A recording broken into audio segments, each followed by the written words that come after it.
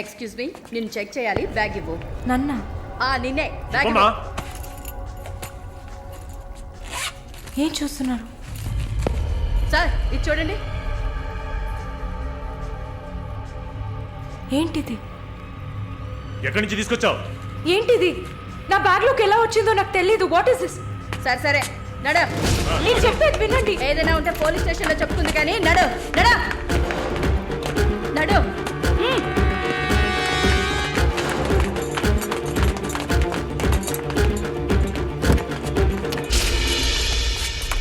వరుణ్! వరుణ్!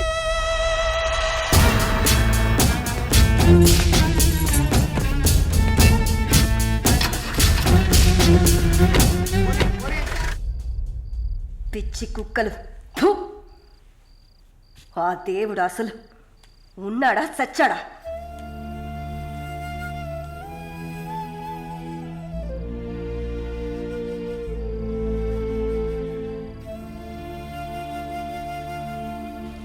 నమస్తే అక్క. నమస్తే అక్క. నమస్తే నమస్తే అక్క. నమస్తే.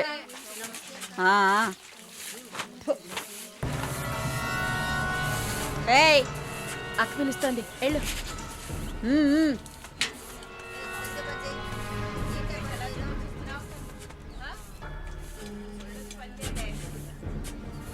కొత్త మాటలు రావా? ఏయ్, నిన్నేనే. వచ్చు. బాగానే మాట్లాడుతున్నావుగా, మరేంటి గుడ్లప్పగించి చూస్తున్నావు? నేను పొమ్మని చెప్పానా? ఏ కేసు? బ్రాతలా? ఇప్పుడే కదా గుడ్లప్పగించి చూడద్దన్నాను. ఏయ్, వెళ్ళి నీ పని చూసుకోవే.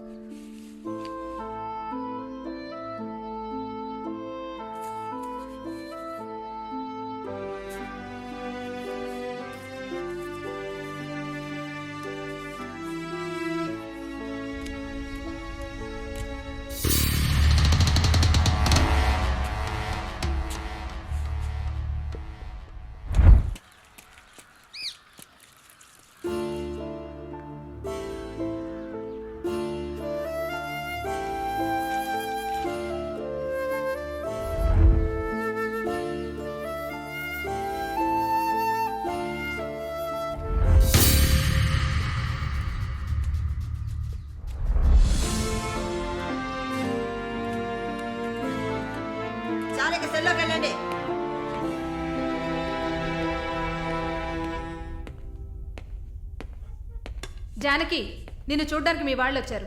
వస్తున్నా.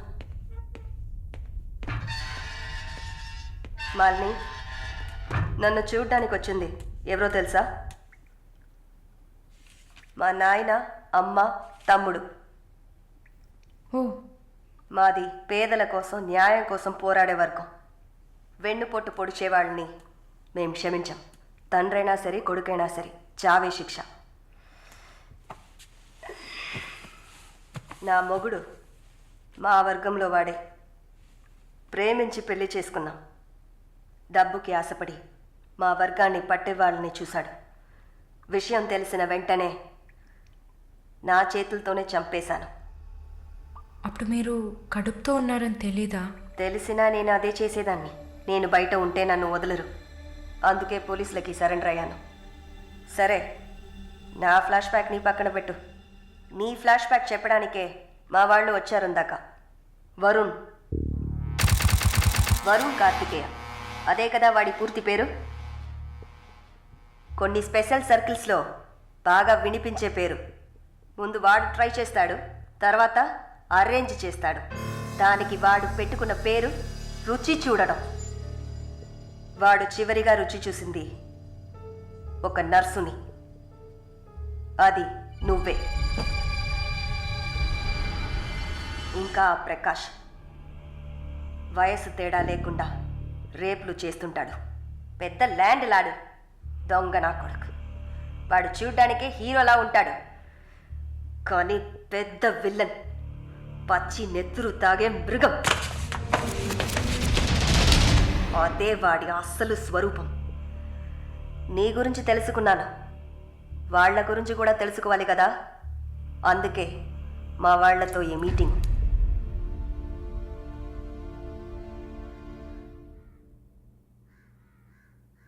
బాగున్నావమ్మా? నిన్నలా అడిగి కామెడీ చేయటం నాకు తెలియదు. కిందటి వారం తీసిన ఎంఆర్ఐ స్కాన్లో తెలిసింది నా జీవితం ఇంకా రోజులేనని. ఎందుకంటే నా సొంత బిడ్డలు కూడా చెయ్యని పనుల్ని నువ్వు ఇష్టపడి చేసావు. నీ దగ్గరున్న దయ, జాలి, కరుణ, మానవత్వం వాళ్ళ దగ్గర లేదు. అమ్మా,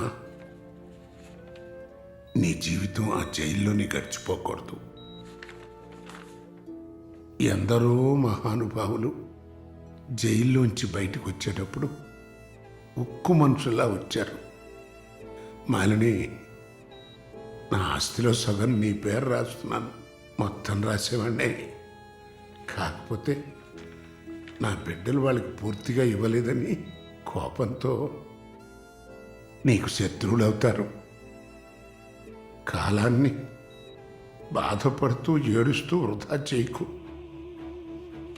నువ్వు బయటకు వచ్చిన తర్వాత సాధించాల్సిన చాలా ఉన్నాయి. నువ్వు స్త్రీ జాతికి ఆదర్శప్రాయంగా నిలవాలమ్మా. వెళ్తాను తల్లి, వెళ్తాను.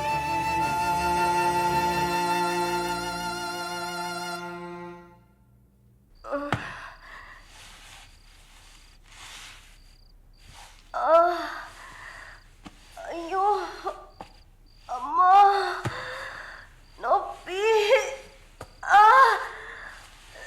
అమ్మా. అక్క అక్క ఏమైందక్క? ఏమైంది? ఒక్క సెకండ్ ఉండండి, ఇప్పుడే వస్తా. ఎవరైనా రండి. జానకి అక్క, నొప్పులు వస్తున్నాయి. అయ్యో, తట్టుకోలేకపోతున్నా.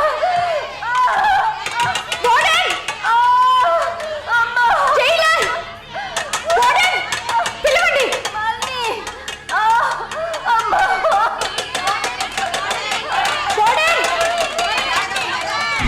ఎవరైనా త్వరగా రండి, జానకి నొప్పులు అక్క, ధైర్యంగా ఉండండి అక్క.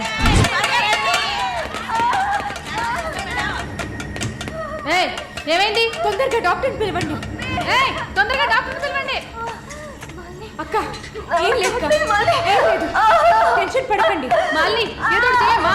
వెంటనే వేడి తీసుకురమ్మని చెప్పండి. అయ్యో, తట్టుకోలేకపోతున్నానే. అక్క, రిలాక్స్ అవ్వండి తొందరగా. అక్క, నేను చెప్పేది వినండి అక్క.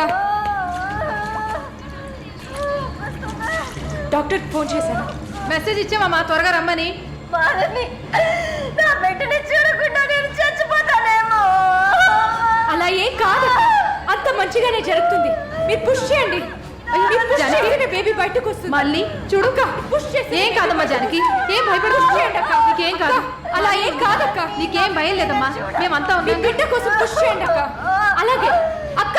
అయ్యో అక్క, ఇంకొంచెం కష్టపడి పుష్ చేయండి అక్క. పుష్ చేయండి అక్క. Good good. అలాగే అక్క. ఇంకొంచెం అక్క, కొంచెం పుష్ చేయండి.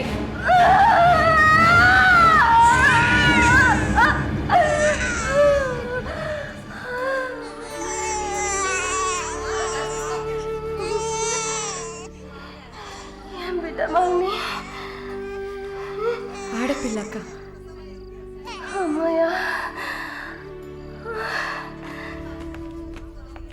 డాక్టర్ ఎక్సెస్ బ్లీడింగ్ అయింది. సరే నేను చూస్తా.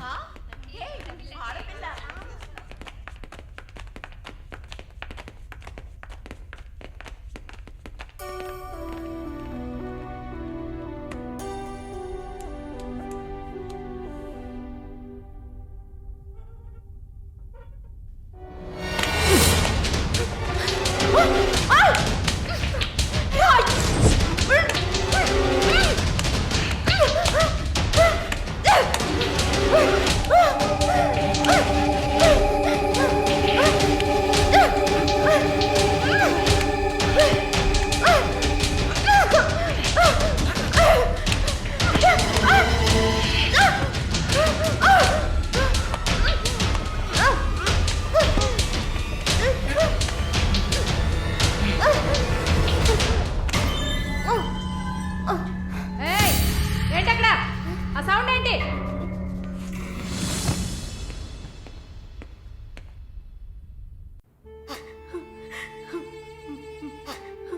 షాలు ప్లీజ్ ఏడవకు, relax, please don't cry. Deepak నన్ను కొంచెం ఏడవనిస్తావా ప్లీజ్?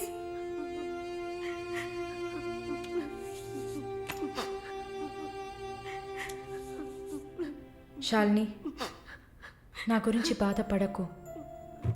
జైలు అన్న మాటే కానీ నాకు ఇక్కడ ఏ లోటు లేదు. చాలా సేఫ్ ప్లేస్లోనే ఉన్నా. శాలిని, ఇక్కడ చూడు, భయపడకు. నువ్వు ధైర్యంగా ఉంటేనే కదా నేను మనశ్శాంతిగా ఉంటా. ఇక్కడ చూడు, నువ్వు తప్ప ఎవరున్నారు నాకు చెప్పు. షాలు తను ధైర్యంగానే ఉంది కదా, ప్లీజ్ స్టాప్ ఇట్. దీపక్, చెప్పండి. నువ్వు శాలినికి సపోర్టివ్గా ఉండాలి. నువ్వు ఉన్నావన్న నమ్మకంతోనే నేను ఇక్కడ బాధపడకుండా ఉన్నాను. Can you do that for me? Of course, Shalu నేను భద్రంగా చూసుకుంటానా, మీరు వరీ కాకండి. I love her. ఇక్కడ చూడు, విశ్వనాథం గారు గుర్తున్నారా? బైఎంసీలో మీట్ అయ్యావు కదా, ఆయన చివరిగా రాసిన లెటర్ ఇది. చివరిగానా? ఆయన అడ్వకేట్ని వెళ్ళి మీట్ అవ్వు. మాలిని, టైం.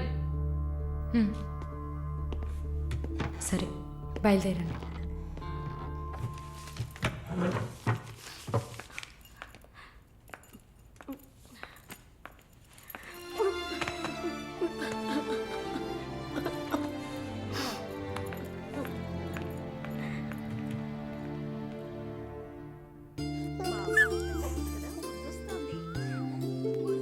కళ్ళు చూడు, అంతా జానకిలాగే ఉంది. లేదు లేదు, అంతా వాళ్ళ నాన్నలాగే ఉంది. వాళ్ళ నాన్న నువ్వు చూసావా? ఇవ్వక ఎత్తుకుంటాను. ఆగు, పాపని అడుగుదాం. పాప, ఎవరి దగ్గరికి వెళ్తావమ్మా? జీవిత ఖైదీ దగ్గరికి వెళ్తావా? ఉరి దగ్గరికి వెళ్తావా? 3 సంవత్సరాలు కడతావా? నోర్మయ్యి, పసిబిడ్డ దగ్గర మాట్లాడే మాటలా ఇవి?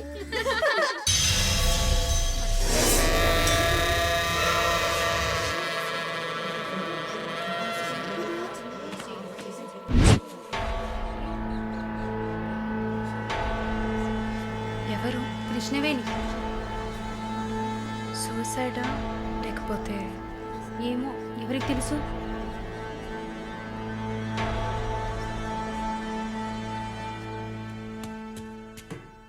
అక్క, అక్క, మీకు విషయం తెలుసా? ఏంటి? ఆ కృష్ణవేణి లేదు. లేదు, తెలుసు. ఎలా అక్క? ఇంత పకడ్బందీగా కాపలా ఉన్న జైల్లో ఇలా ఎలా జరిగింది? సూసైడ్ అంటావా లేదా మర్డరా? అవును. ఏం చెప్తున్నావు అక్క? మర్డరే అని చెప్తున్నా. నీకెలా తెలుసు? నిన్న రాత్రి నువ్వు నిద్రపోయాక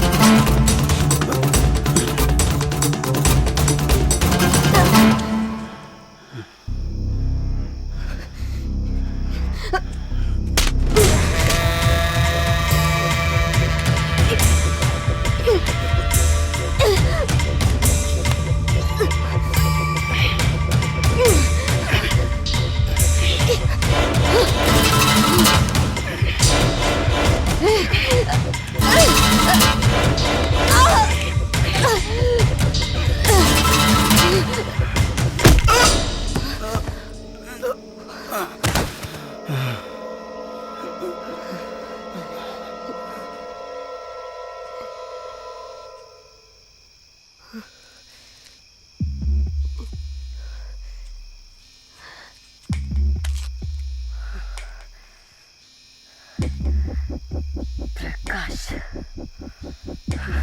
వాడు పంపించిన కుక్క. ఆడవాళ్ల జైల్లోకి మగాడు వచ్చాడంటే ఇది అందరికీ తెలిసే జరిగింది.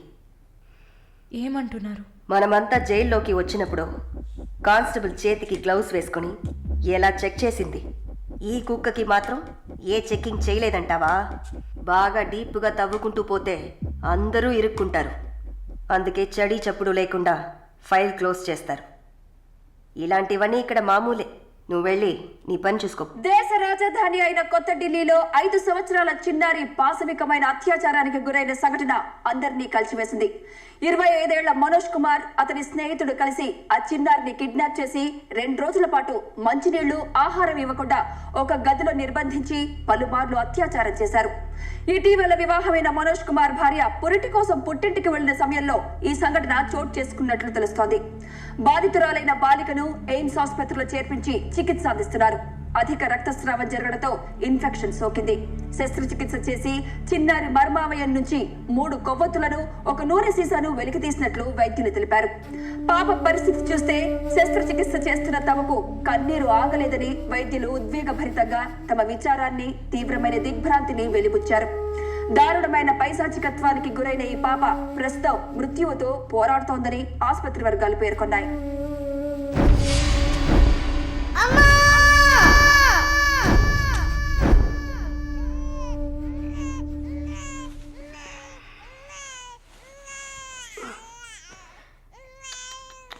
జో జో జో